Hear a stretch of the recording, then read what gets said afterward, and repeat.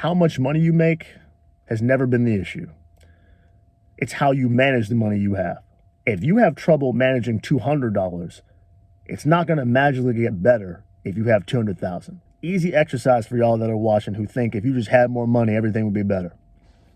Don't cheat. Ask yourself this.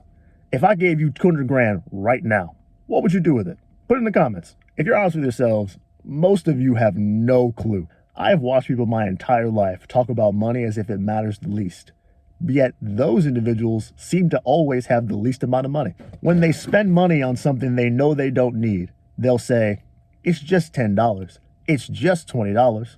It's just $30. If you could add up all the things they spent for just $10 or $20, you could probably fully fund a retirement account for years. We do this weird justification game where we say, well, the money I have in my pocket couldn't sustain me long term, so I might as well spend it on something that'll make me happy in the short term. We willingly kill our long-term wealth so that we can be happy today. It's that mindset that lets you know that even if a person did have hundreds of thousands of dollars at their disposal, nothing would change. They would likely lose it just as quickly as they got it. This is also why it's probably better for most people to build wealth slowly. When you look at people who trade stocks or play the lottery, they have something in common that almost guarantees that even if they win big, they'll probably end up back at zero. It's the gambler's mindset. Hitting big is a game to them. So the money that they get from hitting big has no real value. People always say, well, if I hit it big in the lottery, I would just save and I'd never spend my money again. Yeah, okay. You ever wonder why people who win the lottery almost always end up broke? They had no money management skills to begin with. See, money is not really your problem. If you don't know how to manage it, it doesn't matter how much someone gives you.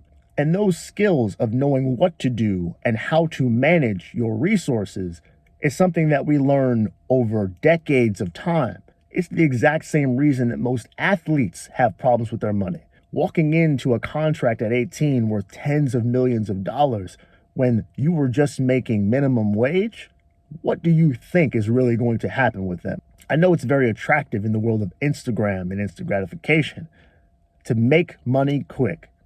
But the reality is that when you make money quick, you lose it just as quickly. Building wealth slowly can be a great gift because it makes you learn incrementally as you go. My net worth has gone up considerably over the last 10 to 15 years. If at 20, I had the net worth that I have today, I would make completely different choices, and not good ones. Not because I was stupid, but I just didn't have the time under my belt to learn the necessary skills required. Don't be in such a rush to get rich. Embrace the work. The work is how you learn. The work is also what gives money its value to us. When you work 20, 30, 60, 80 hours for those checks that you get, that money is far more valuable to you than if you get it right away off of a quick hit. This is why, as young people, paying our own bills is so important, because the value takes on new meaning when we have to depart from the money that we earned. It hits different when the mortgage is coming out of your pocket and yours alone, and not split between 3 roommates or your parents. The truth is, there are people who can manage $50,000 better than most people can manage $200,000. You might not like that truth, but it is the truth. There's a reason why families of 3 and 4 can live on 50 and 60,000, and some individuals have a hard time living on 130,000. If you don't believe me, go on TikTok, go on Instagram, go on YouTube right now and search people complaining about how they don't make enough money and their salary is 120,000. It's not the amount, it's us. The choices that we make put us in the positions that we're in. If you get so good with your money that you can find a way to save anything and you're making $10, $15 an hour, imagine what life is going to be like when you make $30 an hour. If you don't increase your lifestyle, you will be way ahead. That's what happened with my wife and I. We lived the same way for years, even though our salary continued to increase. And the reason we did that without missing a beat is because the money meant something to us. It was the representation of all the hours we had put in, all the sacrifices that we made, all the times we didn't go out to dinner, that we didn't spend money on ourselves. It meant something to us. If the only connection you have with money is all the fancy things that you spend it on, don't expect to have it for very long. Our dollar bills are just loyal soldiers. They go where we tell them to go. Some of y'all are the worst generals in the world. You will willingly send your soldiers into battle to die, and then when you look around and realize you're losing the battle, you'll say, if I only had more soldiers. You can't be surprised all your soldiers died. You killed them. And as a result, you will not get any new recruits. We saw how you treated that money. This is why I spend so much time on this channel talking about how you have to have mastery over yourself. It's your behavior.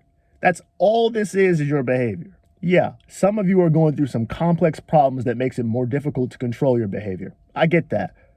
But that doesn't change the solution. No matter what, every day, you get up and you can make a choice. You can make a choice to do better. You can make a choice to manage your money better. You can make a choice to send your financial soldiers, your troops, into a battle that they can actually win so they can come back home with more soldiers. Because ultimately, you are the general.